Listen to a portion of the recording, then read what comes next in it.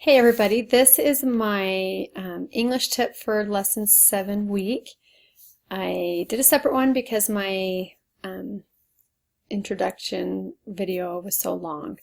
So I just wanted to talk to you about on your listening and speaking log. First of all, it is helpful if you'll try, and I know it's hard and scary, but try to do one activity that helps you with your speaking. If you spend 5 days listening to talks and watching movies, you'll have great listening skills, but we need to make sure we're also working on our speaking. With that, even though I'm saying that, I'm now also reminding you of TED Talks, which are helping you practice your listening skills, but they are wonderful. As it says here, educators, scientists, and inventors around the world give short presentations, and they can be so interesting. So I challenge you to try that this week if you haven't, for one of your activities, and some speaking activities. Sorry for the glare on my glasses. I wear contacts, and then my eyes were bugging me, so I had to take my contacts out. So I can't see my eyes with the glare of the computer screen. Let's see if okay. The tip that I have, it's a specific writing tip, is I'm seeing some grammatical and spelling errors on the assignments, and I'm going to put this note in my note this week so you can refer back to it. But one way to make sure you catch those mistakes is to write your comments or answers that you would give in a template, type it into a Word document, and you spell check.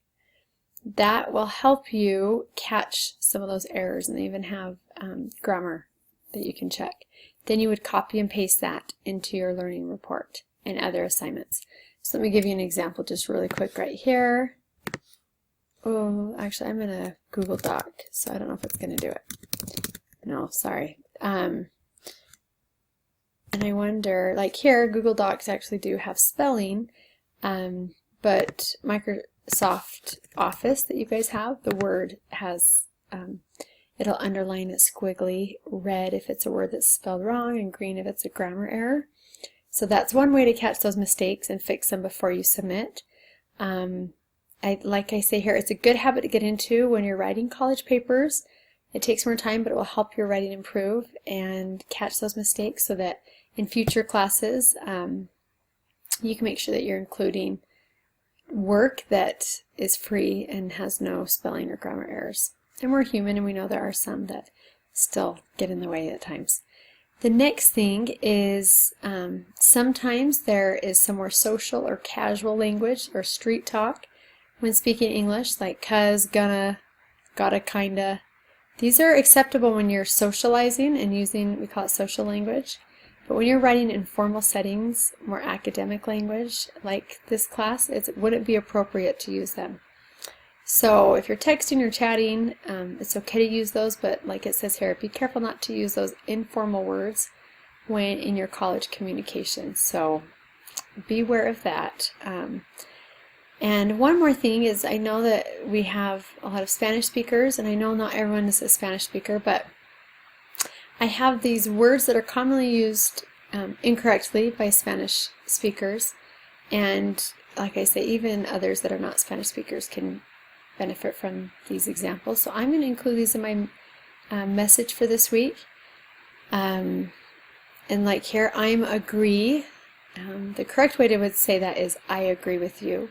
Some other things that I may see is then, T-H-E-N. It could mean so, and it's for if and then. So if I went to the store, then I wouldn't have an empty fridge because I'd get food. There's this other one that sounds the same, but it's then with an A. It is bigger than that, or my dinner was healthier than my breakfast. So it's comparing. Who, this is used with a subject pronoun that's doing the action, like any of these subject pronouns can do the action. We'd refer to who they are. She is someone who is kind to everyone. I'm referring to she. she's the subject pronoun. I'm referring back to her by using the word who. Does that make sense? So I'm going to do an example there. She is someone who is kind to others. So there's an example. Whom is used when you're talking about someone that's receiving the action.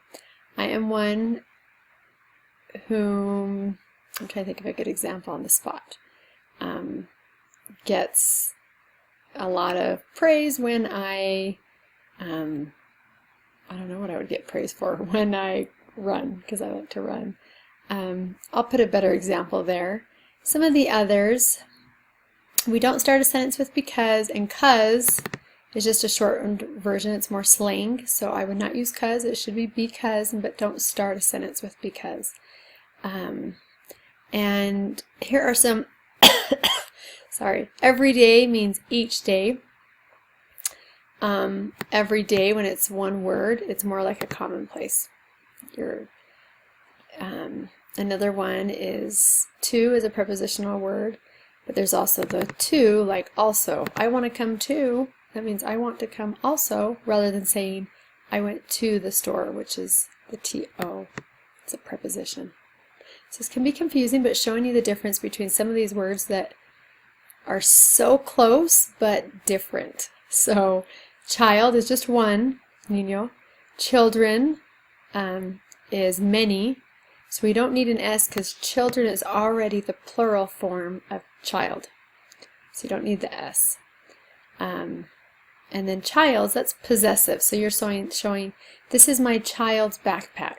It's hers. So that's when we would do that apostrophe S. And then children's. These are my children's shoes everywhere. That is a very true statement oftentimes. So because it's their shoes and there's more than one, I'm saying children's. So I hope, one last thing is this and these.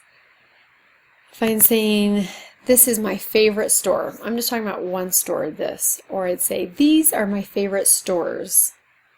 I'm talking about more than one, lots of stores. These are my 4 favorite stores. I use the word these. If I'm talking about just one, I say this. So because that was a lot, I'm, like I said, posting this, so go through it and let me know what questions you have. And if you have any specific topics or grammar that you want more feedback on, if I give feedback on grammar and you want more clarification, email me, and I'd be happy to do a video or send us some clarification through an email. I want to help you. I'm here to cheer you on in improving your English and the person that you are in all aspects. So there's my English tip for lesson 7.